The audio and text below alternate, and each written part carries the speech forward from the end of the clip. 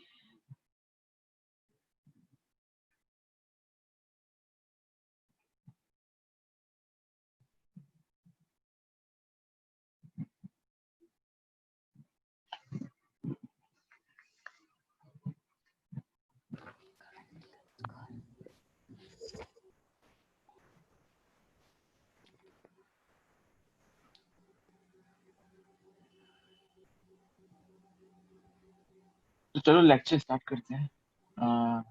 I hope I am audible to everyone.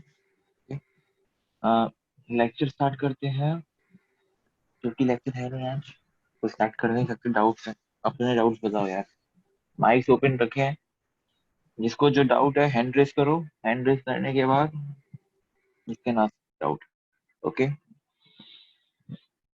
इस हफ्ते का लेक्चर कैसा लगा? सबको समझ में आया था ना? सर आप एक बार आइसोटोप्स वो सब समझा सकते हैं, एक बार रिवीजन करा सकते हो तो वापस याद हो जाएगा। आइसोटोप से रिवीजन। ओके, ठीक है, एक सेकेंड। आइसोटोप सबसे पहले आइसोटोप से रिवीजन आएगा। ओके, बिल्कुल। हैंड रेस करना है, हैंड रेस। अगर किसी को डाउट है हैंड रेस करो। आशुतोष ने जो डाउट पूछा है इसलिए उसने हैंड रेस किया हुआ है, तो सबसे पहले उसका डाउट सॉल्व होगा। ओके, उसके बाद फिर जो भी हैंड रेस करेगा फिर उसका डाउट सॉल्व होगा। ओके, तो सबसे पहले आशुतोष का डाउट सॉल्व करते हैं आइसोटोप्स के बारे में। सबसे पहले जो चीजें हमें याद रखनी है, ठीक है, एक सेकेंड। बहुत ही इजी वे में दिखा रहा हूँ मैं।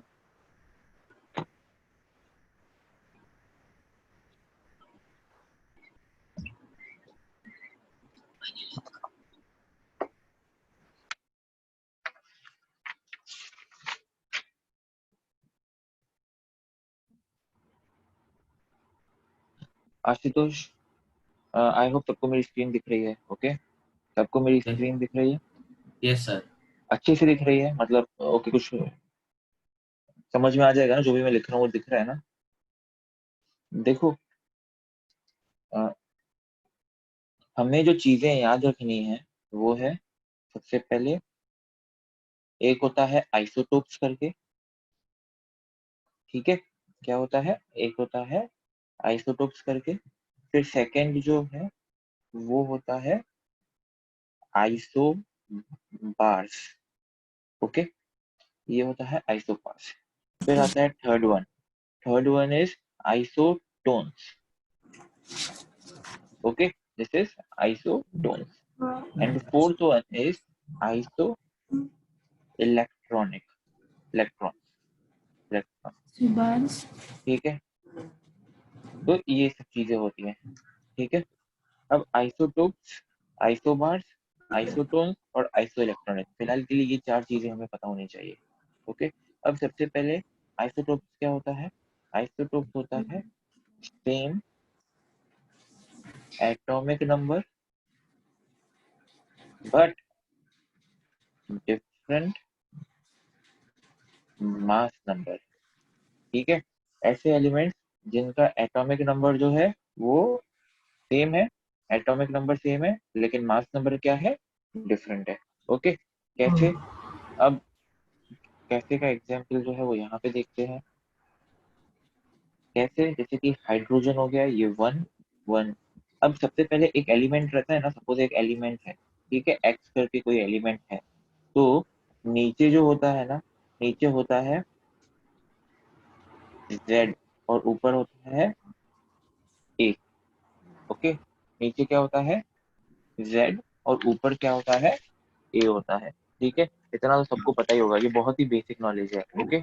तो जेड सिंबल, ठीक है, तो ये क्या होता है बताओ, तो जेड जो है ना, this is nothing but Z is equals to atomic number, atomic number और ए क्या होता है, atomic mass, atomic mass. Atomic number जो होता है वो होता है number of protons, number of protons ही एटॉमिक नंबर होता है, और एटॉमिक मास होता है number of protons plus number of neutrons, okay. तो number of, sir proton plus neutrons. नहीं, प्रोटॉन्स प्लस न्यूट्रॉन्स नहीं होता, बताओ क्या होता है, protons plus electrons. Protons plus electrons, okay. और किसी का कोई डाउट, क्या सर, क्या पूछूं? एटॉमिक मास क्या होता है, atomic mass, mass of the atom, proton, number of neutron ही होता है। Okay fine, very nice, electrons सही है, का मास नेग्लिजिबल होता है तो उसको कंसीडर नहीं करते। वेरी नाइस, क्योंकि नाम से पता चल रहा है मास, मास मतलब क्या, मास एक एटम का पूरा जो मास रहता है ना, वो उसके न्यूक्लियस में होता है, न्यूक्लियस में एग्जिस्ट करता है, ओके। तो न्यूक्लियस में एग्जिस्ट करता है, ओके, और न्यूक्लियस के अंदर दो ही सब एटॉमिक पार्टिकल्स होते हैं, प्रोटॉन्स और न्यूट्रॉन्स, ओके, बस यही है। तो एटॉमिक नंबर जो है वो होता है नंबर ऑफ प्रोटॉन्स, और atomic mass is number of protons plus number of neutrons, और ये ए जेड होता है। तो ऐसे एलिमेंट्स जिनके पास सेम एटॉमिक नंबर है बट डिफरेंट मास नंबर है, उनको हम लोग क्या बोलते हैं, आइसोटोप।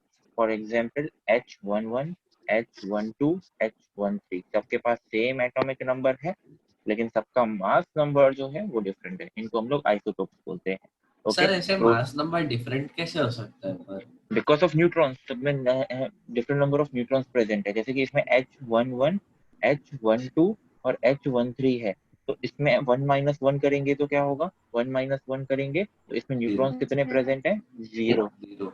इसमें 2 - 1 करेंगे, अब हम लोग इसमें माइनस क्यों कर रहे हैं, क्योंकि एटॉमिक मास, ये जो मास नंबर जो है that is nothing but protons and neutrons, protons plus neutrons, Z is number of protons.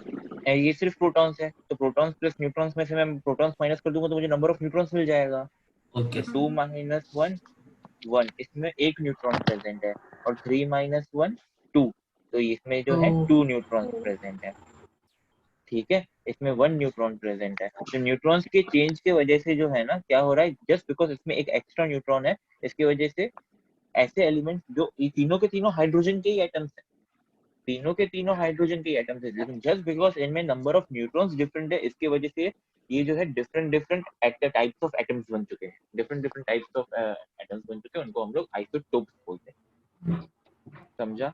बाकी मैंने डिटेल में तो बताया था कि H211 कहाँ पे यूज होता है, H211 H2O में यूज होता है और H2 गैस में यूज होता है।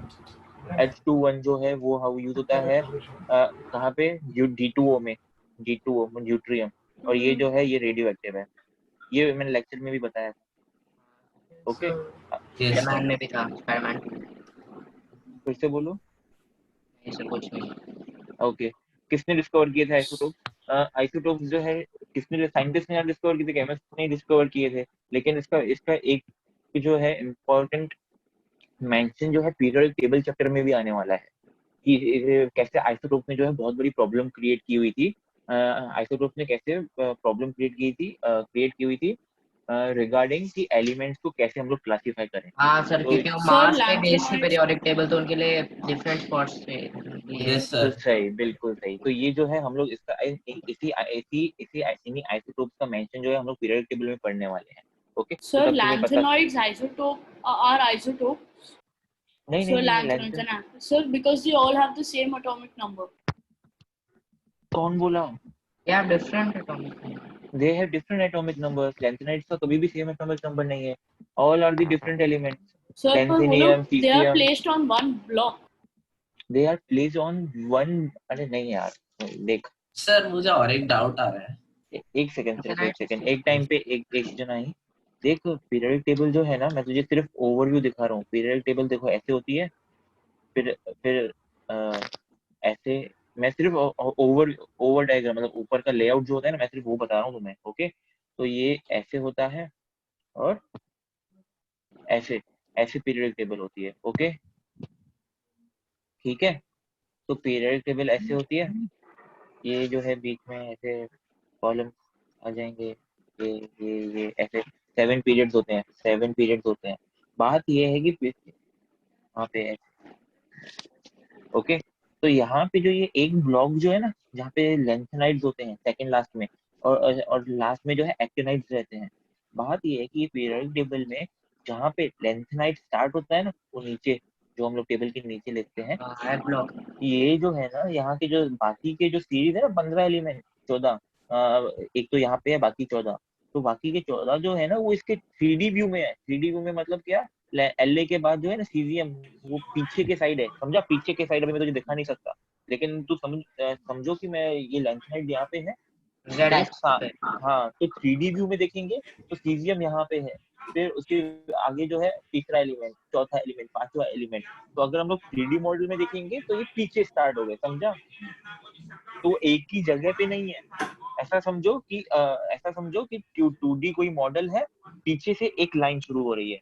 ओके, सपोज दिस इज, ये सीरीज है, तो लेंथेनाइड्स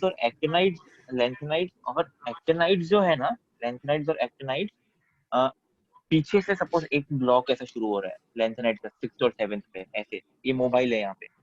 ओके, तो ये फ्रंट व्यू है टेबल का, ये टेबल का फ्रंट व्यू होगा यार, ये टेबल का फ्रंट व्यू होगा यार, ये टेबल का फ्रंट व्यू, और पीछे से ये सपोज जो मोबाइल जो है ना, वो पीछे से एक व्यू स्टार्ट हो जाएगा। मतलब सपोज ये अगर बैक साइड है, तो ऐसे लेंथेनाइड और एक्टिनाइड पीछे से स्टार्ट हो जाएंगे, समझा, एक लाइन बनेगी पीछे से, तो एक ही जगह पे नहीं है। आई होप तुम्हें समझ में आ गया होगा जो मैं बोलने की कोशिश कर रहा हूँ। Yes sir. लेकिन ठीक है, तो एक सेकंड, सर तो मतलब हम लोग ऐसे 2D पीरियोडिक टेबल के मॉडल को देखेंगे तो वहाँ पे पूरे 118 एलिमेंट्स नहीं होंगे ना फिर? बिल्कुल नहीं होंगे, बिल्कुल। इसलिए जो है उस 2D में रिप्रेजेंटेशन करने के लिए, उस 2D पीरियोडिक टेबल में रिप्रेजेंट करने के लिए हम लोगों ने क्या किया हुआ है, वो कॉलम्स को ही बाहर निकाल लिया है, लेंथेनाइड्स और एक्टिनाइड्स को, लेंथेनाइड्स और एक्टिनाइड्स के कॉलम को ही हमने बाहर निकाल लिया। ओके, जैसे हमें उनको भी मेंशन मिल जाए, तो यहाँ पे जो है ऐसे नीचे लेंथेनाइड्स और एक्टिनाइड्स प्रेजेंट है। ओके, ये वाला ये जो है ये लेंथेनाइड सीरीज है और ये एक्टिनाइड सीरीज है, bye the way periodic table है। ओके, तो उसके बारे में हम लोग वो पीरियोडिक टेबल में भी पढ़ने ही वाले हैं। दूसरा जो है सर ये हो और गया। एक, हाँ, सर तो आपने जो बोला वो रेडियो एक्टिव, वो जो थर्ड आइसोटोप में आपने दिखाया रेडियो एक्टिव है, तो सर उसका मतलब न्यूक्लियर वेपन्स और उसमें यूज होता है क्या? ऑफ कोर्स उसमें यूज हो सकता है, ऑफ कोर्स उसमें यूज हो सकता है। Radioactive, all the radioactive elements can be used as moderators in nuclear reactors as well as they can be used in nuclear bombs also. Okay Okay, so और deuterium, natural, हाँ so deuterium gas में कैसा है? Like is it poisonous gas? Poisonous gas नहीं यार, मेरे ख्याल से पॉइजनस गैस तो नहीं हो सकती। ट्रिटियम कौन से स्टेट में मिलता है? So सॉलिड स्टेट में होगा, रेयरली मिलता है underground, in the under the ground of the earth. Okay, तो सॉलिड स्टेट में मिलता है। so deuterium you can only find in solid state. You can't find it in gaseous state. किसको फिर से बोलो। So deuterium को हाँ, ड्यूटियम का क्या? solid state पे ही मिलेगा, हाँ gaseous state पे Okay. नहीं मिलेगा। गैसियस स्टेट में नहीं मिलेगा। तू किसकी बात कर रहा है? D2O ड्यूट्रियम की बात कर रहा है कि D2O की बात कर रहा है? पहले वो समझो कि ड्यूट्रियम खुद में एक एटम है, जबकि D2O जो एक मॉलिक्यूल है। ड्यूट्रियम नहीं, ड्यूट्रियम जो है वो गैस है, गैसियस फॉर्म में मिलेगा। और मुझे मेरी पेन नहीं मिल रही यार, कहाँ गई पेन? एक सेकेंड। ओके, हाँ अच्छा, अब सुनो, आइसोबार्स है, ठीक है। अब आइसोबार्स जो है वो क्या था? अब यहाँ पे देखो क्या था, same atomic number but different mass number. तो आइसोबार्स क्या होंगे? Same mass number, okay, same mass number, different elements having same mass number. तो उसका एग्जाम्पल जो है, उसका एग्जाम्पल क्या हो सकता है? एर्गॉन और कैल्शियम। ओके, फिर आइसोटोन्स आते हैं। तो different elements having same number of electrons. Magnesium और कौन है? मैग्नीशियम और इलेक्ट्रॉन सर, न्यूट्रॉन्स ना। अरे सॉरी, अरे मैं चेक कर रहा था कौन किसकी आंखें चल रही हैं अच्छे से, कोई सो तो नहीं गया। हाँ, तो different elements having same number of neutrons. तो इसमें कौन कौन आता है? मैग्नीशियम आता है और सल्फर आता है। Boron, carbon, helium and tritium. Boron, carbon, magnesium and बताओ जल्दी। Magnesium and sulphur. Magnesium and sodium. Magnesium and sodium. Boron, carbon. देखें, मैग्नीशियम जो है 12th एटॉमिक नंबर है, और फिर उसका जो है 24 है। तो इसके पास कितने हैं? 12 न्यूट्रॉन्स हैं। तो और किसके पास 12 न्यूट्रॉन्स हैं? सोडियम। कैसे? Na11 है और ये 23 है। 23 माइनस 11 12, तो मतलब एल्यूमिनियम, सोडियम। तो मैग्नीशियम और सोडियम। बाकी भी बहुत सारे एग्जांपल्स हैं। आइसो इलेक्ट्रॉनिक मतलब डिफरेंट हीलियम एंड ट्रिटियम। हाँ, different elements having same number of electrons. ये हो गया Na plus and Ne। Okay, Na plus and Ne।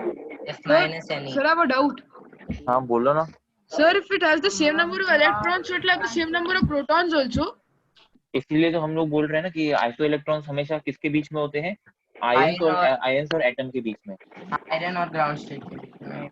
हाँ, एक एटम हमेशा ग्राउंड स्टेट में रहेगा और दूसरे के ऊपर हमेशा चार्ज रहेगी।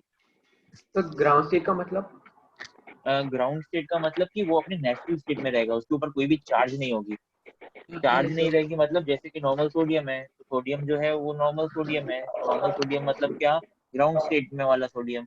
मतलब इसका जो एटॉमिक नंबर है 11 है और उसका मास नंबर जो है वो 23 है। 11 लेकिन यही अगर और वही एक सोडियम जो है उसके ऊपर चार्ज है, तो मतलब वो क्या हो जाएगा कि Na प्लस हो जाएगा, आयन बन जाएगा। Yes, sir, got it. हाँ, okay. Out of the sum you gave on that day on method बहुत ही आवाज रुक रुक के आ रहा है, नहीं सुन रहा मुझे।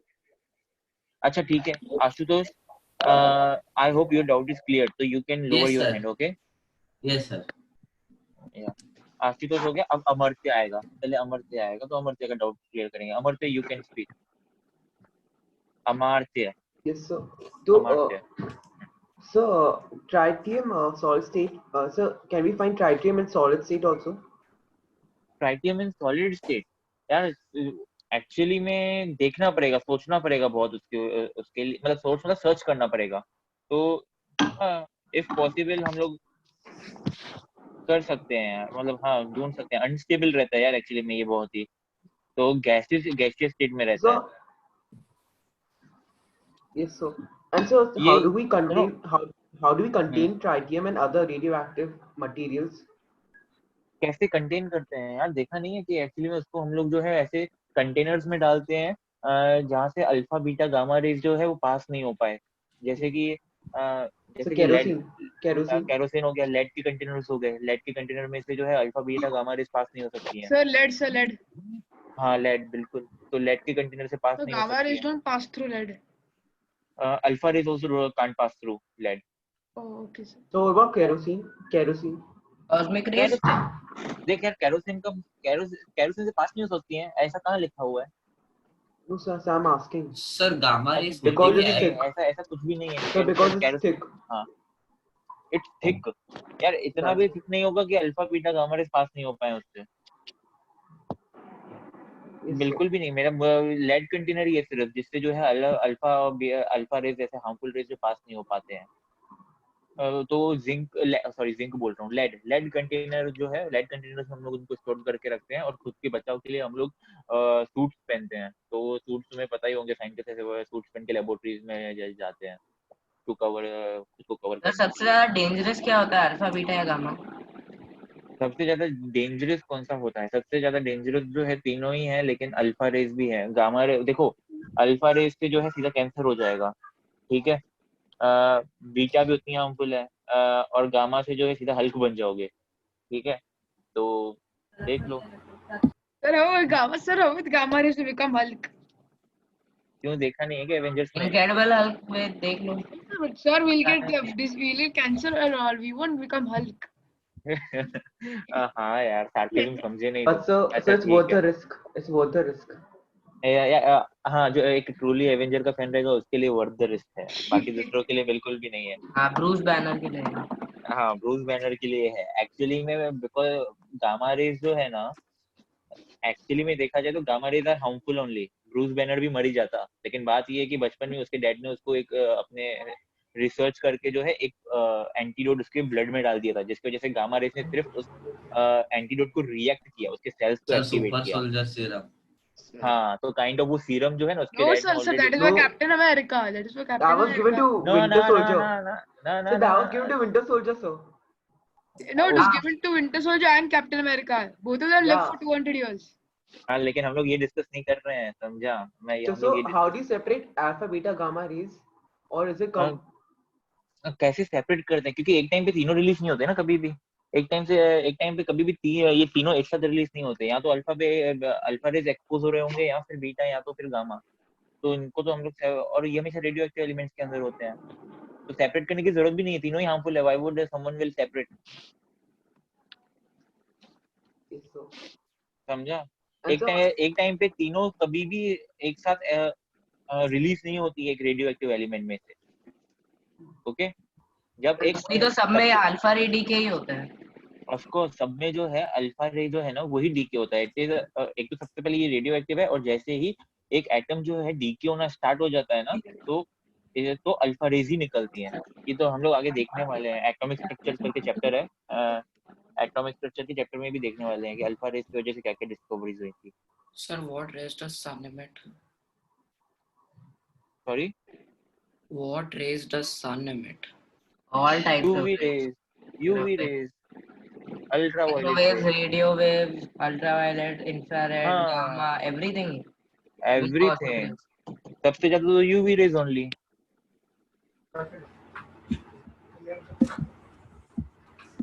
ठीक है, So even UV rays causes cancer, right? Skin cancer. Of course अगर यूवी रेस को अगर हमने ठीक से क्या बोलते हैं पास थ्रू वैसे छाना Ozone नहीं layer. ठीक से डायरेक्टली हमारे ऊपर गिर गए तो सीधा वो we will get the cancer. वो तो ओजोन लेयर की वजह से हम लोग बचे हुए हैं।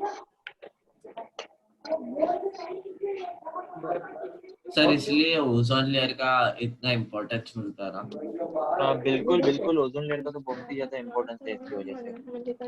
यार सर हाई पर अगर exposure ozone of layer gamma से मर जो नहीं कि जाते, O3 जल है नहीं वो जाते। अगर ग्राउंड लेवल पे होगा तो हार्मफुल होता है ना सर। बिल्कुल सही। अगर ओजोन लेयर जो है अगर वो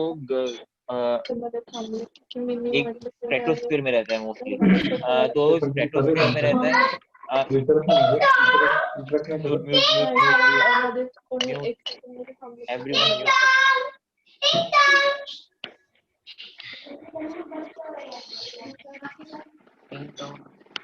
म्यूट कर दो यार। हाई एक्सपोजर ऑफ गामा से जल नहीं जाते। एक सेकंड मैं ही म्यूट कर लेता हूँ तुम लोगों को। मैं बोल रहा हूँ म्यूट करो एक दूसरे को। अगर मैं डाउट सॉल्व कर रहा हूँ तो खुद अपना माइक म्यूट कर दो, फिर जैसे ही मैं कुछ बोल रहा हूँ तो वापस अनम्यूट वैसा। हाँ, तो हम लोग जो थे उस पे थे कि हाँ ओजोन लेयर जो है बहुत ही हार्मफुल होता है। एक्चुअली अगर वो ग्राउंड स्टेट पे आ गया ना, तो मतलब ग्राउंड लेवल पे आ गया तो it is very harmful for us. Okay, तो अगर ऊपर है तो हमारे लिए अच्छा है, नीचे आ गया तो हमारे लिए बहुत ही ज्यादा हार्मफुल है। Okay Sir, can I ask my doubt? हाँ हाँ बोलो। Sir, I have a doubt in isotopes. Sir, can you explain isotope with the sum you gave that day, the 37 isotope and 35 isotope? Once. Okay fine, ठीक है। Easy है बहुत। अगर ठीक से देखोगे तो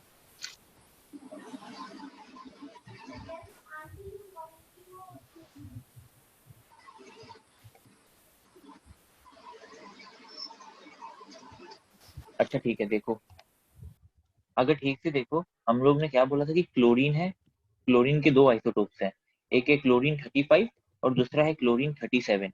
ओके, उसके बाद क्वेश्चन में क्या बोला था कि क्वेश्चन में उन्होंने बोला था कि एक जो है ना नेचर में जिसका प्रेजेंस है ना, क्लोरीन 35 जो है ना, एक सेकेंड, 35 एंड 37 ऐसा।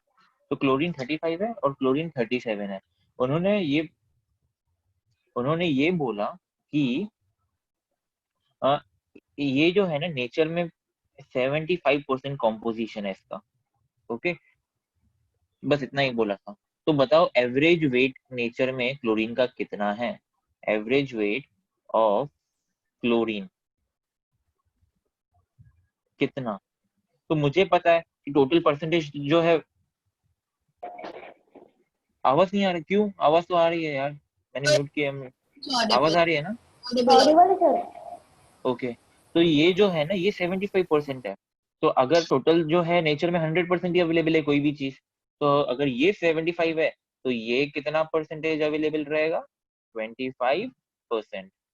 ओके, तो अगर ये 75% है तो ये 25 अवेलेबल रहेगा। हमारी फॉर्मूला ये कहती है कि सबसे पहले एटॉमिक वेट फाइंड करने के लिए ऑफ ईच आइसोटोप, तो Cl35 का एटॉमिक वेट फाइंड करने के लिए हम लोग क्या करेंगे, उसका weight multiplied by its composition. तो 35 मल्टीप्लाइड बाय क्या, तो 35 मल्टीप्लाइड बाय 75, और दूसरा जो है वो है atomic weight of this isotope. Particular isotopes का वेट फाइंड करने के लिए Cl37 का होगा 37 मल्टीप्लाइड बाय 25% विच इज 25। तो 35 मल्टीप्लाइड बाय 75 कुछ तो नंबर आएगा, अब मुझे कैलकुलेशन करके शायद से था 2625, और 37 मल्टीप्लाई बाय 928 था, समथिंग 925 या 928 ऐसा कुछ था। ओके, तो ये 925।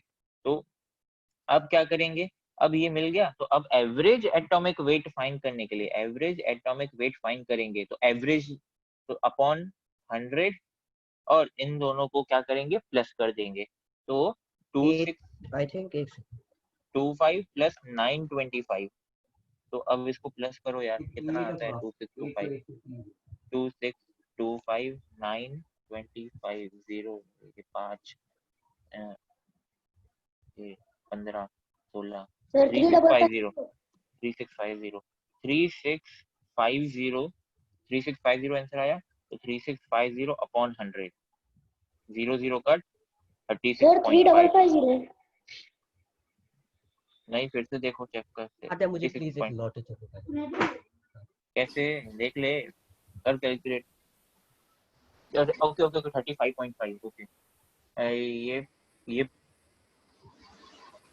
40 होगा। मुझे बस एक हैंड सैनिटाइजर ला के दो, का डील हो जाए। 35.50 ओके 925 बिल्कुल 3550। तो ये जो आंसर जो है वो 35 पॉइंट। मैं इधर ही हूँ, मैं आद्या को मेरे लिए हैंड सैनिटाइजर ला। और हमारे लिए भी लेके sanitiser. Sir, but atomic weight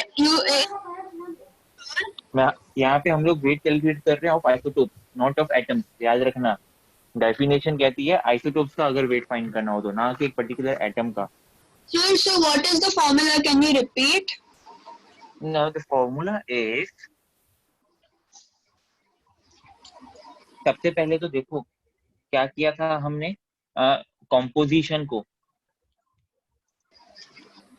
percentage of composition को मल्टीप्लाई किया था किसके साथ, कि नेचर उसके मास के साथ, उस आइसोटोप के मास के साथ। तो एटॉमिक मास ऑफ आइसोटोप, ये चीज की थी सबसे पहले कि कितना वो प्रेजेंस है। याद है ना, यहाँ पे क्लोरीन 35 और ये कितना प्रेजेंट था 75%, और ये था क्लोरीन 37 और ये था 25%। तो हमने क्या किया था, इसको इसके साथ मल्टीप्लाई किया, इसको इसके साथ, तो जितना वो प्रेजेंट, उसका कॉम्पोजिशन प्रेजेंट है, उसको हमने मल्टीप्लाई किया उसके मास के साथ। तो percentage of composition multiplied by atomic mass of that isotope, ये हमने कर लिया। अब जैसे ही हमने ये कर लिया, उसको हमने क्या किया, प्लस किया, तो उनका सम किया मैम ने, जितने भी आइसोटोप थे उनका सम करके डिवाइड बाय क्या किया 100। तो फॉर्मूला क्या बनी, sum of percentage of composition multiplied by atomic mass of isotope divide by 100। यही किया हमने। पहले हमने composition multiplied by atomic mass, उनका सम डिवाइड बाय 100। ओके, तो फॉर्मूला क्या बन गई हमारी, फॉर्मूला बन गई sum of percentage of composition multiplied by atomic mass of isotope divide by 100। Okay, हाँ रुक जाओ, हाथ ऊपर करो, हाथ ऊपर करो, रेज योर हैंड। नहीं, अभी मैं बता रहा हूँ, अभी जो है ना, सबसे पहले पैनलिस्ट, मेरे पास जो पैनल लिस्ट है, उस पैनल लिस्ट में सबसे पहले है P036319। Yeah, sir, that's me. Sir, I was continuing that basically, sir, so now we have three different things, right? Now we have AMU, that's for atoms, then we have isotope, and then we have molecule. So all three will get the sums based upon, right? बिल्कुल सही है, अगर लेकिन तीनों ही different चीजें हैं, ठीक है। सबसे पहले AMU की बात की, तो AMU is nothing but mass. अगर किसी एटम के मास को कैलकुलेट करना है, तो मास का यूनिट जो है वो AMU है, वो तुम्हें समझना है। फिर उसके बाद हमने आइसोटोप्स की बात की। Isotopes are nothing but atoms, elements है, वो elements having same atomic number but different mass number. तो ये कोई यूनिट नहीं है, आइसोटोप कोई यूनिट नहीं है। Isotopes are nothing but same elements having different mass number. तो ये एलिमेंट्स हैं आइसोटोप्स। हम लोग एलिमेंट्स जो है उनको आइसोटोप्स बोल रहे हैं, और AMU जो है वो एक यूनिट है जिससे हम लोग एलिमेंट्स का मास कैलकुलेट करते हैं। ओके, तो यहाँ पे जैसे ये आइसोटोप है, अगर मेरे पास आइसोटोप है H1, H2 और H3, तो ये जो H13 जो है ना, जिसको हम लोग ट्रिटियम बोलते हैं, तो बताओ इसका एटॉमिक मास कितना होगा। इसका एटॉमिक मास रहेगा 3 AMU। इसका एटॉमिक मास यूनिट कितना रहेगा 2 AMU। इसका एटॉमिक मास यूनिट कितना रहेगा 1 AMU। समझा? Atomic mass will be 2 and 3. बिल्कुल। And sir, one more question was, sir, in molecular, what we say, you said now that if there are, suppose if you take oxygen, if there are 32, let's say 32 AMU, so we can just consider that to be 2 molecules, right?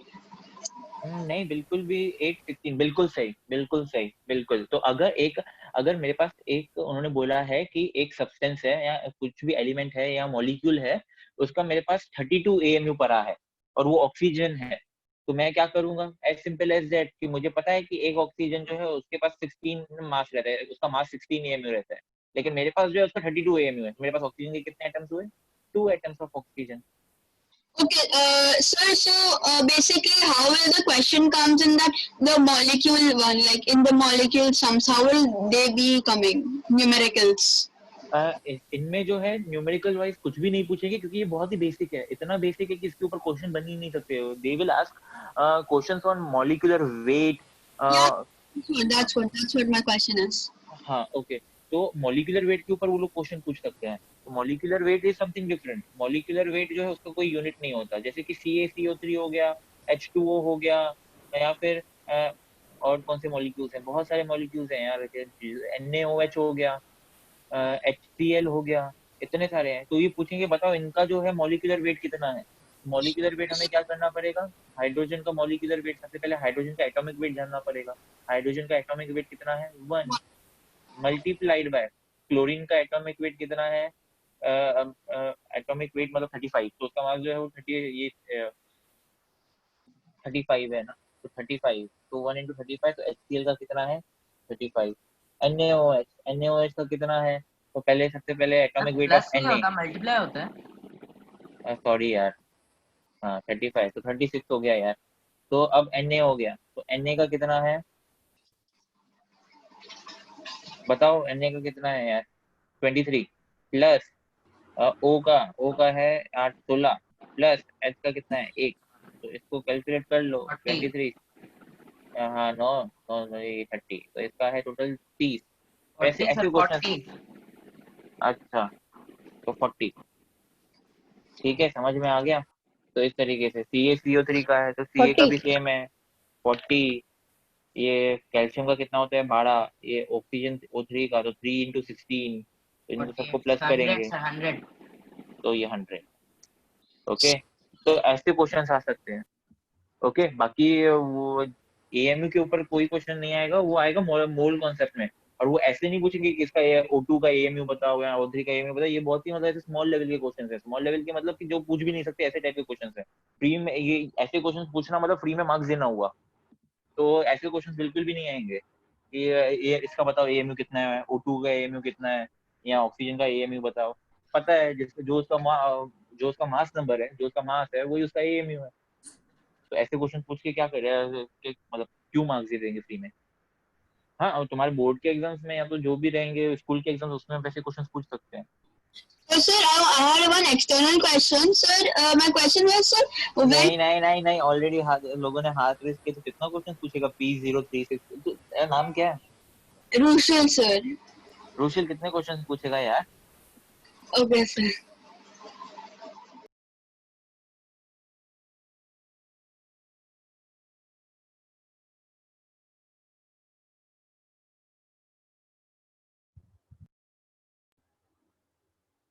Hello. Yes sir. हाँ, तो अभी P0 हो गया। अब मुर्तजा अंसारी, मुर्तजा को doubts पूछ सकते हो।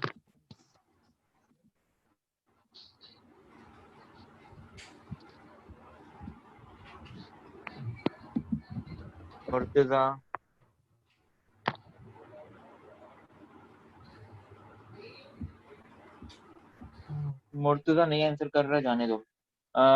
अनवे Borade. Yes, sir. Yes, sir. Page number क्या है? Sir, I had a doubt, sir. Like the isotope tritium of hydrogen is radioactive. Sir, carbon 14 also is radioactive. So, sir, how do the neutrons make the atom radioactive?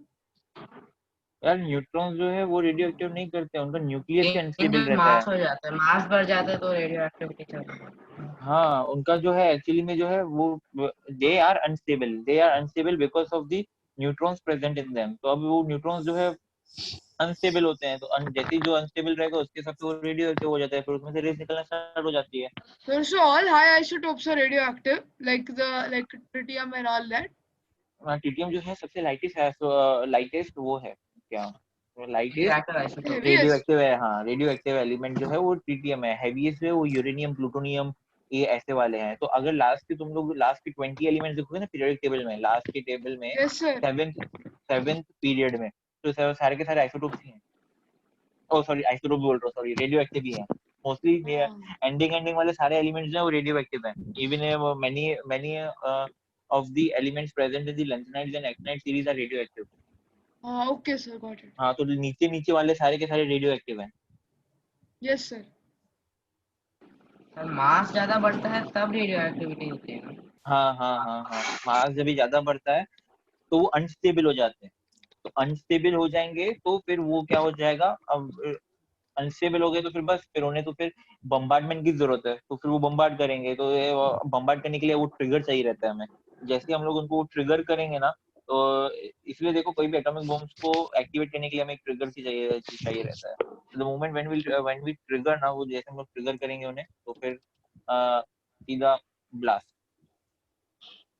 और blast में क्या होता है, blast में heat energy निकलती है।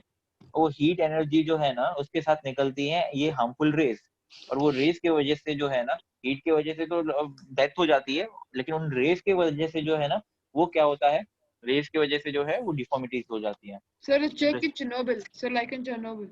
हाँ बिल्कुल भी है, बिल्कुल सही। Yes, sir.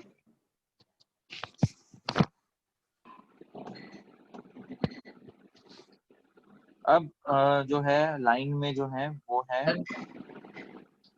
अनवे बुराडे हाथ नीचे, P036 हाथ नीचे। अब आएगा अर्णव दामने।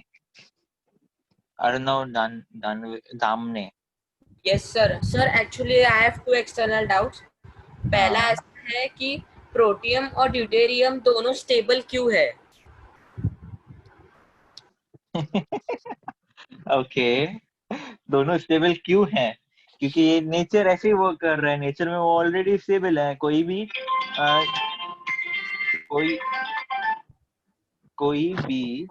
चीज जो है स्टेबल क्यों है का क्या रीजन हो सकता है? क्योंकि उनके पास जितने प्रोटॉन्स है उतने इलेक्ट्रॉन्स भी हैं यार, तो दे नलीफाई चलते, तो उनके ऊपर कोई चार्ज नहीं होता, चार्ज तो नहीं है।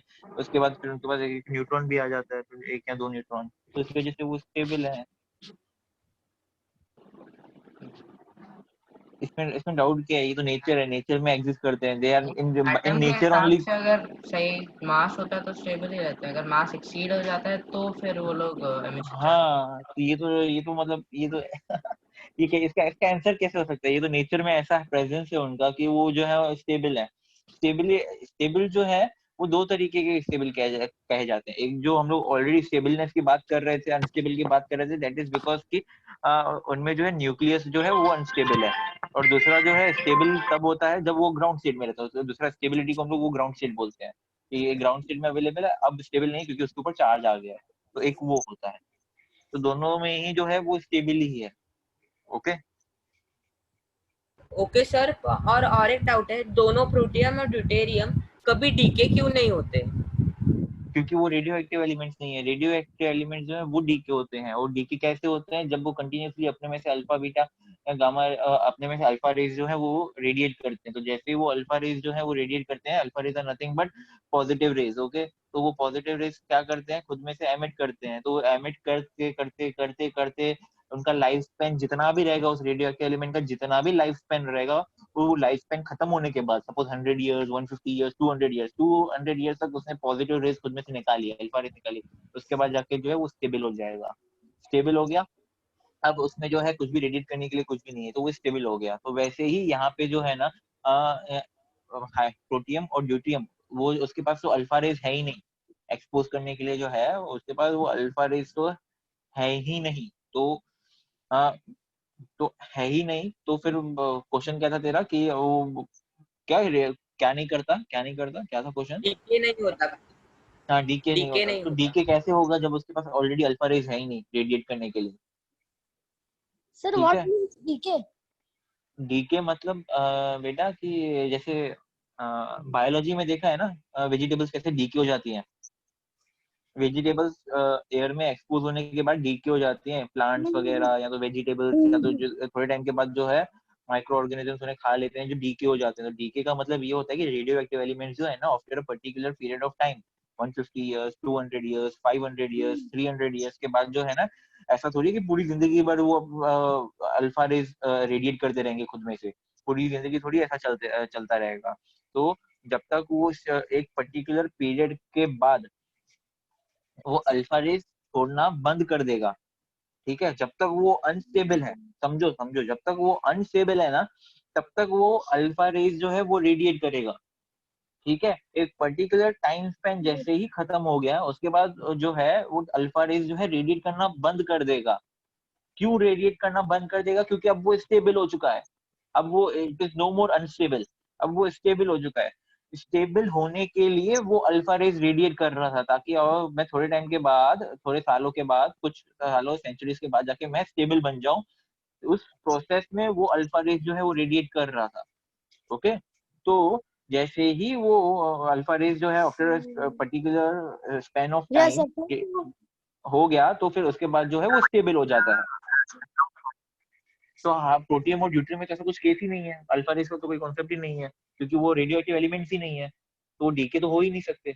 Only radioactive elements decay, समझा?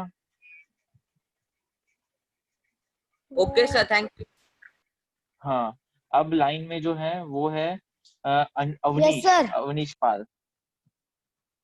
हाँ अवनीश बोलो। Sir, radioactive means what?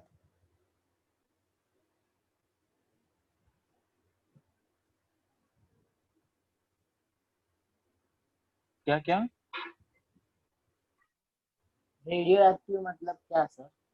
Radio active मतलब क्या? अरे यार, रेडियो एक्टिव का मतलब ये है कि जो रेडियो एक्टिव, अगर तुम्हें वर्ड दिखाई दे ना कि these are radioactive elements, radioactive atoms, तो सीधा दूर भागो उनसे, बहुत ही डेंजरस होते हैं, ठीक है।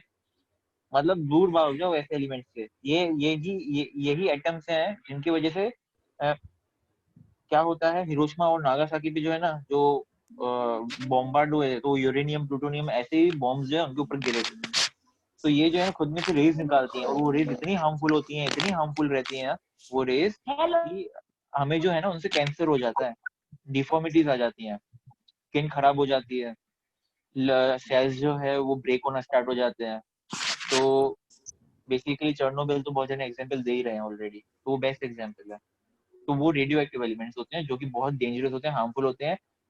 दे are not accessible to us also, okay, तो वो एक्सेसिबल है ही नहीं बेसिकली, ये तुम तो हमें कभी लाइफ चार्ज में नहीं कर देख पाओगे, लाइफ में देख नहीं पाओगे कभी radioactive element until and unless you go to some ऐसे, मतलब ऐसे बीएआरसी या तो फिर ऐसे कोई, बीएआरसी में भी था 90s तक एक यूरेनियम का एक एटम स्टोर करके रखा था बीएआरसी में, फिर बाद में 90s के बाद मेरे ख्याल से उसको अमेरिका में जाके शिफ्ट कर लिया, उसको अमेरिका में शिफ्ट कर लिया। दे सेड कि it is not safe here in BARC, तो वी शुड ट्रांसपोर्ट तो दिस सर अभी यूरेनियम एटम। बीआरसी में कुछ भी रेडियो एक्टिव नहीं है क्या? नहीं, अभी बीएआरसी में एट प्रेजेंट कुछ भी रेडियो एक्टिव नहीं है।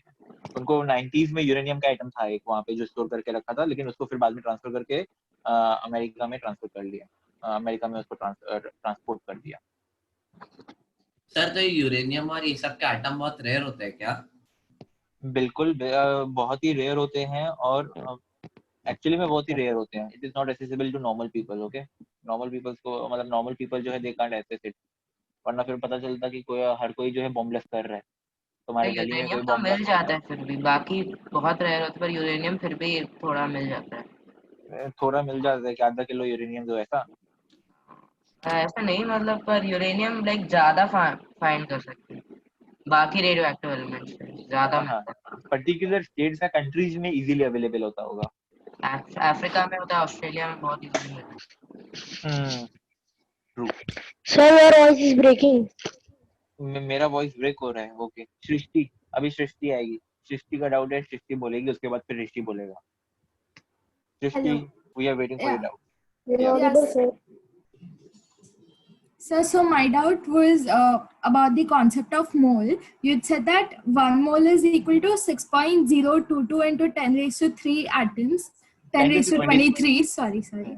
या So is it the same for every element and every molecule? बिल्कुल सही है। देखो अभी इसमें कंफ्यूज नहीं होना, लेकिन मैं तुम्हें एक चीज बता रहा हूँ, ठीक है।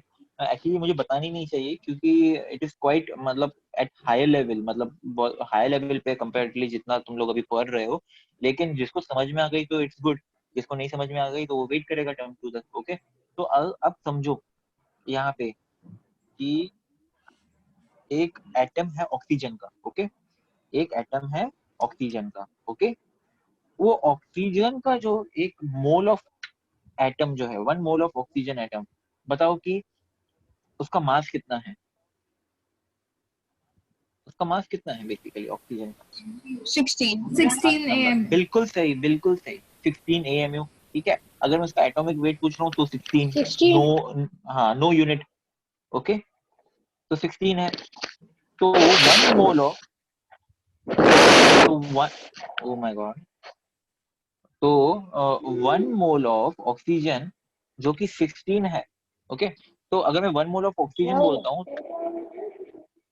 1 mole of oxygen is equal to 6.022 into 10 raised to 23 atoms, और 6.022 into 10 raised to 23 atoms is equals to 16 AMU। Mass देखेंगे तो 16 AMU या फिर 16 नॉर्मल, अगर एटॉमिक वेट भी देखेंगे तो 16। वही सेम चीज अगर मैं कार्बन में देख रहा हूँ तो कार्बन का mass is 12 and 1 mole of carbon is equals to 6.022 into 10 raised to 23। तो कार्बन के केस में 6.022 into 10 raised to 23 is equals to 12 ग्राम या फिर 12 AMU, समझे। जबकि वही ऑक्सीजन के केस में वहां पे 16 था, 6.022 into 10 raised to 23 is equals to 16। Sir but her bar different value होगा ना फिर तो। बिल्कुल सही, तो मैं वही बताने की कोशिश कर रहा हूँ कि हर एटम के हिसाब से जो है ना उसका जो ग्राम या तो AMU जो भी होगा, वेट जो होगा, नो यूनिट, वो चेंज होता रहेगा। अगर जिसको ये समझ गया, ठीक है, मैं फिर से रिपीट नहीं करने वाला, ठीक है। आई होप ये चीज समझी सबको कि वो वैल्यू जो है ना वो चेंज होती रहेगी एटम के हिसाब से। 6.022 एटम्स का ग्राम ऑक्सीजन में कुछ और सर एक रहेगा। डाउट है, बोल। तुम लोग यार मोल में पहुंच गए हो, मोल का चैप्टर सिखाया जाएगा यार, टर्म 2 में है, क्यों पूछ रहे हो उसके रिलेटेड डाउट? पता चला कि ABC ऑफ केमिस्ट्री में हमने मोल सीख लिया सब कुछ।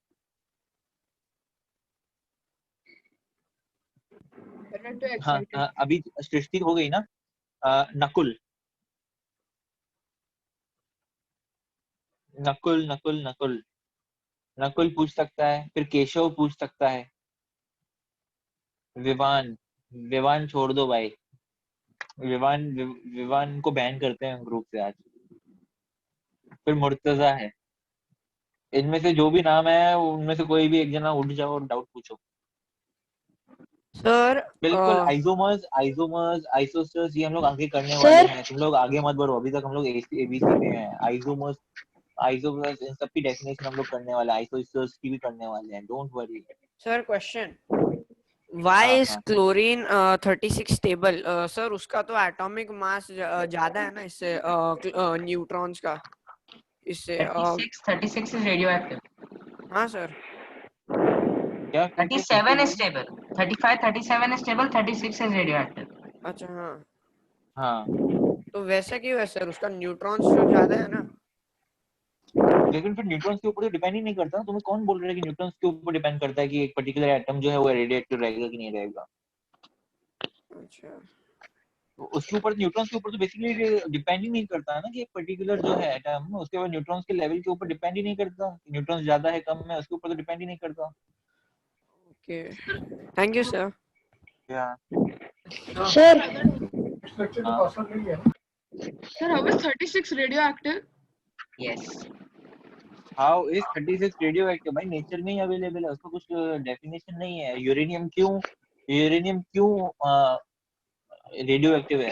अरे यार बिकॉज वो स्टेबल नहीं है। बेसिकली क्लोरीन भी वैसे ही है, वो स्टेबल नहीं है, जो स्टेबल नहीं है वो रेडियो एक्टिव है। Sir, so there are particular numbers of neutrons that are radioactive, like 36 and other numbers. Numbers के ऊपर कुछ भी डिपेंड नहीं करता. इट्स टोटली ऑन कि कौन सा एलिमेंट एक्चुअली नेचर में स्टेबल है और कौन सा So नेचर में it's stable. So okay. It's random. It's बिल्कुल So random. if uranium, so I have a doubt. If uranium is unstable, Sir. then why can't it combine with बिल्कुल. another element? So it can combine with other element and become stable. नहीं, बिल्कुल भी नहीं. देखो हम लोग combine with other element जो है ना वो होता है because of electrons, transfer of electrons. समझे? Because of transfer of electrons. जब भी ये जो रेडियो एक्टिव एलिमेंट जो है ना उनमें इलेक्ट्रॉन्स तो रोल प्ले ही नहीं करते. रेडियो एक्टिव एलिमेंट्स जो है वो अनस्टेबल होते हैं because of the unbalanceness in their nucleus. Protons जो होते हैं ना वो अनस्टेबल रहते हैं. तो अनस्टेबल जो है वो प्रोटॉन्स रहते हैं, ना कि न्यूक्लियस और ना कि इलेक्ट्रॉन्स. So unstable का मतलब क्या? अनस्टेबल का मतलब ये है कि प्रोटॉन्स जो है ना वो क्या करेंगे, एक दूसरे के साथ बम्बार्ड करेंगे तो उसमें से पॉजिटिव अल्फा रेज जो है ना वो निकलती हैं. अल्फा रेज निकलती हैं, they are positive energy. Alpha rays are nothing but positive energy, positive rays. Okay. Also beta beta particles gamma. जो रहती है ना तो जितने ज्यादा हाँ बोलो जितना Beta ज्यादा gamma.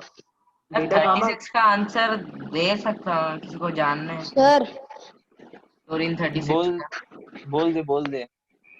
क्लोरीन 36 का फॉर्मेशन कॉस्मिक रेस की वजह से होता है, इसलिए उसका न्यूक्लियस कभी भी स्टेबलाइज नहीं हो पाता, इसलिए वो रेडियो एक्टिव है.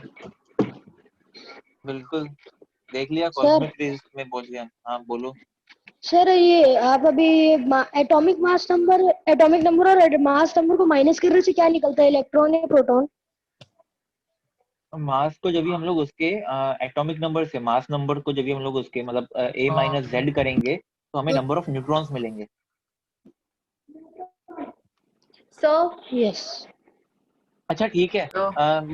मैं समझ गया. बहुत जनों को जो है डाउट्स बेसिकली इसमें आ रहे हैं, रेडियो एक्टिव एलिमेंट्स में आ रहे हैं या तो फिर मोल में आ रहा है. मोल तो सीख लेंगे, तुम्हारे लिए होमवर्क है सबके लिए. इनफैक्ट मैं ग्रुप पे भी डालने वाला हूँ. हमारा जो 9A का 9A बैच है ना, ये ग्रुप है. सबके लिए होमवर्क है. मुझे जो है 5 लाइन्स चाहिए. 5 लाइन्स ऑन अल्फा रेज. मतलब 5 थिंग्स तुम्हें बतानी है अल्फा रेज के बारे में. 5 things. So can we Google? कुछ भी यूज करो, मुझे 5 थिंग चाहिए. मतलब मुझे 5 फैक्ट्स या कोई भी उसके बारे में कोई भी इंफॉर्मेशन अल्फा रेस के बारे में, बीटा रेस के बारे में और गामा रेस के बारे में. इन तीनों के बारे में मुझे 5 पॉइंट चाहिए सिर्फ. आई होप ये ज्यादा नहीं है. So alpha rays it's caused due to the bombard of protons. So beta और gamma कैसे cause होता है? Like, बिल्कुल. तो अब उसका भी रीजन, इसलिए तो मैं बोल रहा हूँ नेक्स्ट लेक्चर में मैं सब बता दूंगा.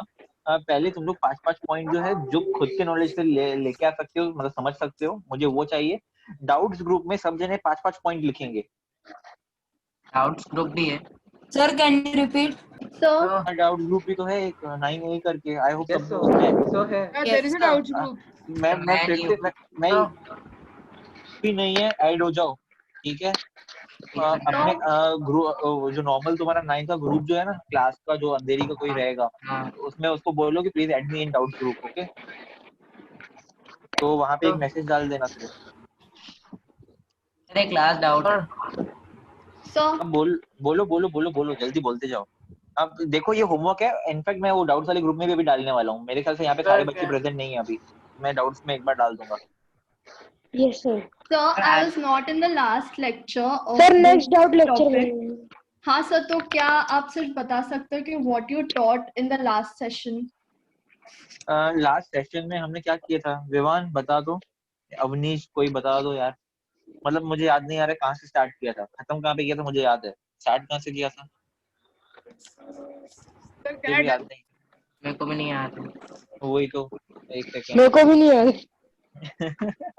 एक सेकंड रुक जाओ. कहाँ पे थे हम लोग? Yes.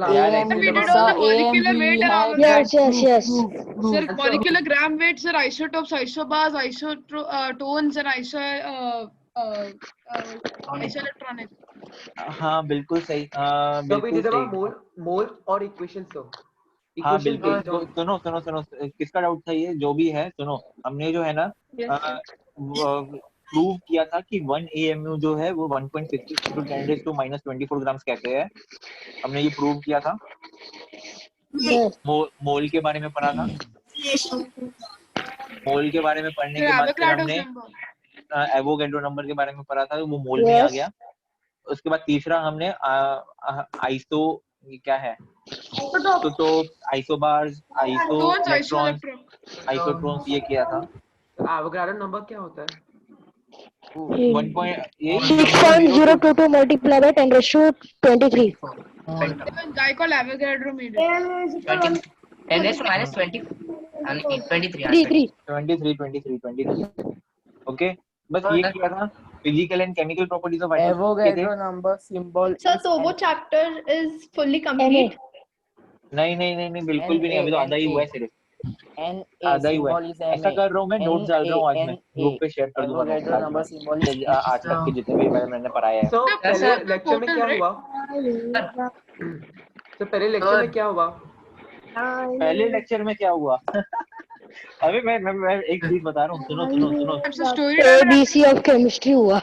हाँ एक्चुअली में पता है, उसी टाइम पे अपने फ्रेंड से, क्लासमेट जो तुम्हारे अंधेरी में है, जो भी तुम्हारा सेंटर जो भी है, एटलीस्ट सिर्फ उनसे पूछ लो कि क्या हुआ आज, क्योंकि अगर तुम लोग 2 लेक्चर्स के बाद पूछोगे कि पहले लेक्चर में क्या हुआ, तो वी आर टेकिंग यार 4 5 मतलब बैचेस इन अ डे, तो हमें खुद को याद नहीं होता कि हम लोग कौन सी बैच में क्या पढ़ा रहे हैं, मतलब अगर देखा जाए लॉजिकली तो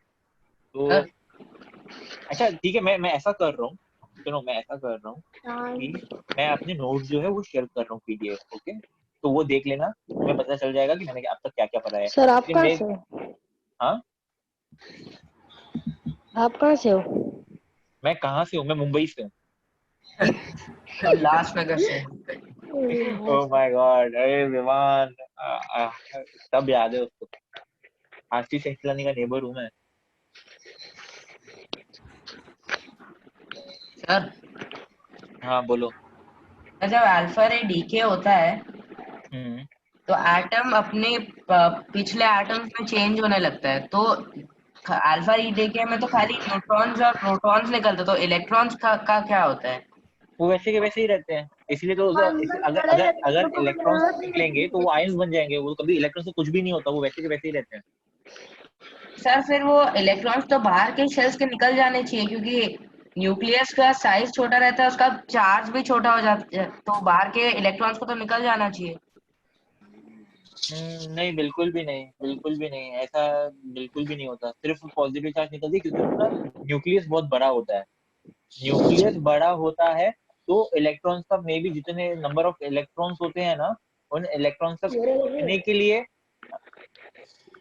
वो कंटिन्यूअसली रेडिएट करते रहते हैं, अपने प्रोटॉन्स अल्फा रेस रेडिएट करते रहते हैं। सर न्यूक्लियस का साइज कितना होता है? ग्रेटर होता है, तो अभी फिलहाल ग्रेटर ही पकड़ेंगे उसको, ठीक है। बाकी तुम लोग ठीक है, वो अभी हाँ, लेकिन ग्रेटर का मतलब ये नहीं कि तुम लोग साइज, अरे ग्रेटर का मतलब ये नहीं कि तुम लोग साइज निकालना, मतलब साइज क्या बोलेंगे उसको, साइज ढूंढते फिरोगे। ग्रेटर न्यूक्लियस का मतलब कि उसमें बहुत सारी एनर्जी होती है जूल्स में, समझे? मेरा कहने का मतलब ये है कि उसके अंदर जो एनर्जी होती है इन जूल्स वो ज्यादा है, तो वो जब तक कम नहीं होती है तब तक वो जो है एनर्जी रिलीज होगी in the form of alpha rays. और सो कैसे खत्म हो जाती है अपने आप?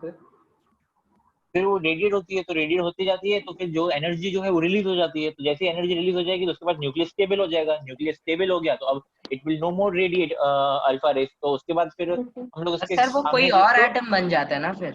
बिल्कुल सही, बिल्कुल सही, तो फिर वो कोई और एटम बन जाता है, क्योंकि कंटिन्यूअसली उसके प्रोटॉन्स जो हैं वो चेंज हो रहे हैं, मतलब निकलते जा रहे हैं in the form of alpha rays, तो प्रोटॉन्स चेंज होंगे, उसका न्यूक्लियर चार्ज कम होता होगा ना फिर? बिल्कुल सही, न्यूक्लियर चार्ज कम हो जाता है, इसकी वजह से यूरेनियम के वो एक्सेस इलेक्ट्रॉन्स को फिर एटम होल्ड कैसे कर सकता है? हाँ बिल्कुल, तो इलेक्ट्रॉन्स भी रिलीज होते होंगे, हाँ इलेक्ट्रॉन्स भी रिलीज होते होंगे, ऑफ कोर्स इलेक्ट्रॉन्स रिलीज होते हैं। Sir, so it does not participate in any chemical reaction. बिल्कुल भी नहीं, उनका chemical reaction is something different only. वो एटॉमिक लेवल पे एटॉमिक मतलब ये न्यूक्लियर लेवल पे उनका जो है चेंजेस होते हैं, ना कि इलेक्ट्रॉनिक लेवल पे, समझा? इलेक्ट्रॉन्स के लेवल पे उनका चेंज नहीं होता, उनका न्यूक्लियस के लेवल पे चेंजेस होते हैं, इसलिए उनको न्यूक्लियर बॉम्ब्स बोलते हैं। न्यूक्लियस वो ऐसे टाइप के एटम्स है जिनके न्यूक्लियस में चेंज आता है। और सो फिर एटॉमिक बॉम्ब क्या होगा फिर? हाँ वो यही है एटॉमिक बॉम्ब, जो मैंने बताया, यूरेनियम, प्लूटोनियम, उनके न्यूक्लियस में चेंज आता है, प्रोटॉन्स उनके जो है completely in the form of alpha rays जो है रेडिएट होते हैं, तो उनके प्रोटॉन्स को चेंज एक होते दूसरे पे हैं। फायर करते हैं एटॉमिक बॉम्ब में, फिर ब्लास्ट हो जाते हैं। बिल्कुल सही। By the way our lecture is getting ended. 8:50 मेरा नया लेक्चर है बोरीवली में। ठीक है सुनो 5 पॉइंट्स ग्रुप पे डाल रहा हूँ अभी का अभी मैं। 9th 8 डाउट्स ग्रुप में होमवर्क डाल रहा हूँ मैं। यस सर, चलेगा। 5 points on alpha rays, 5 points on beta rays, and 5 points on gamma rays. Any point? And so last, so our doubt. So बोलो। mole is different in every atom, right? Like in carbon, it's 1.66 into 10 raised to minus 24. So in carbon, it'll be different, right? नहीं, मोल जो है, मोल की वो AMU की value है, जो तू बोल रहे हैं ना, वो AMU की वैल्यू है। Mole is 6.022. Yes sir. वो मोल की वैल्यू हमेशा कांस्टेंट रहेगी। AMU की डिफरेंट होगी। नहीं, AMU की भी सेम ही है। मैं बता क्या रहा हूँ, मैंने क्या बोला था, वो जो मोल जो है ना 6.022 into 10⁻23, अगर वो कार्बन का मोल है, एक कार्बन का मोल है, मतलब उसके अंदर इतने 6.022 into 10⁻23 एटम्स हैं, तो एक मोल ऑफ कार्बन का जो है एक्चुअली मास कितना होता है? 12 ग्राम। हाँ, तो 6.022 into 10⁻23 कार्बन एटम्स का मास कितना रहेगा? Is equals to what? 12 gram. 1 mole is equals to 12 gram. Yes sir. ठीक है, कार्बन के मामले में वही सेम 1 मोल ऑफ, अगर मैं ऑक्सीजन बोलूंगा तो 1 मोल ऑफ ऑक्सीजन मतलब 6.022 into 10⁻23 is equals to what? 16 ग्राम। देखो, तो मतलब मोल की वैल्यू चेंज हो रही है। वहां पे कार्बन के टाइम पे 1 mole was equals to 12 gram, जबकि ऑक्सीजन के टाइम पे 1 mole is equals to 16 gram. But sir you told कि मोल की वैल्यू तो सेम होती है। मोल की value is 6.022 into 10⁻23 atoms. Thank you sir. तो 6.022 into 10⁻23 एटम्स का मास कितना रहेगा ऑक्सीजन में? 16 ग्राम। Yes sir. वही सेम कार्बन के टाइम पे 6.022 into 10⁻23 एटम्स का मास कितना रहेगा? 12 ग्राम। 12 ग्राम। समझा?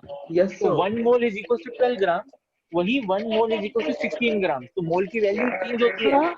मोल is to find 1 AMU in carbon, so you'll have to put 1/12 into 12/6.22 into बिल्कुल वो तरीका है, लेकिन अगर तुम्हें याद रखना है तो तुम लोग एग्जैक्ट नंबर याद कर सकते हो, which is 1.66 into 10⁻24 या फिर 1 Avogadro's number, 1/n। Avogadro's number क्या होता है सर? 6.022 into 10⁻23, इसको हम लोग एवोगैड्रो नंबर बोलते हैं। सर तो एवोगैड्रो कोई साइंटिस्ट था? हाँ बिल्कुल, उसकी भी कहानी सुनने वाले हम लोग। So Avogadro. So why do you call it Avogadro's number? So why can't we just call it a mole? किसको? Avogadro number को मोल भी कह सकते हैं ना? हाँ बिल्कुल। लेकिन साइंटिस्ट तो तुम्हें पता है ना कैसे हैं कि भाई मैंने सर्च किया तो मेरा नाम कहीं तो होना ही चाहिए यार, ऐसे कैसे कि मेरा नाम ना हो। Sir take their own credit. Class का टाइम हो रहा है, जा सकते हैं। Sorry sir. हाँ देखो, अगर इतने सारे डाउट्स हैं तो ग्रुप में भेजो। यहाँ पे 1 ही घंटा है, सॉरी, तो इतने में इतना ही होगा। तो बाकी के जो भी है डिस्कशन ग्रुप पे होंगी, डाउट वाले ग्रुप में, तो वहाँ पे भेजते रहो, वहाँ पे रिप्लाई मिलता जाएगा। सर अगला डाउट लेक्चर कब है आपका? मेरे ख्याल से इस वीक में तो नहीं है, क्योंकि फ्राइडे से जो है FB लेक्चर स्टार्ट हो रहे हैं। फर्स्ट में से तो वीकडेज में होने वाले लेक्चर। FB लेक्चर मतलब? FB मतलब हमारा जो 9th के लेक्चर्स हैं वो वीकडेज में होने वाले हैं। और डाउट सेशंस वीकेंड्स में हो जाएगा। हाँ may be doubt sessions weekends में हो जाएंगे, क्योंकि अल्टरनेट डेज पे है ना। तो मे बी अल्टरनेट डेज पे तो मे बी बाकी जो बीच में जो अल्टरनेट 2 डेज आ रहे हैं उसमें मे बी डाउट्स हो।